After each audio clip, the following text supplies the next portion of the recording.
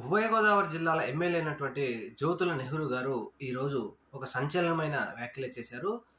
మహానాడుకు ముందుగా మినీ మహానాడు నిర్వహిస్తున్న సందర్భంగా మినీ మహానాడులో మాట్లాడిన జ్యోతుల నెహ్రూ గారు చేసిన వ్యాఖ్యలు ఏంటి అంటే, తెలుగుదేశం పార్టీ ఇంతకు ముందు అనేక పార్టీలతో పొత్తు పెట్టుకున్నది. ముఖ్యంగా సిపిఎం, సిపిఐ కమ్యూనిస్ట్ పార్టీలతో పొత్తు పెట్టుకుని గెలిచినప్పుడు ఆ తర్వాత అధికారంలోకి వచ్చిన తెలుగుదేశం పార్టీ పూర్తిగా కమ్యూనిస్ట్ పార్టీలను నిర్వీర్యం చేసింది.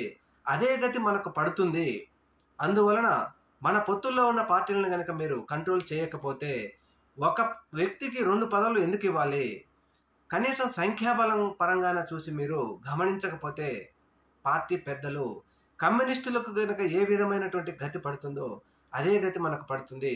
అలాగే అన్నగారు ఉన్నప్పటి నుంచి ఈ రోజు వరకు కూడా మనం అనేక పార్టీలతో పొత్తులు పెట్టుకున్నాం, గెలిచాం.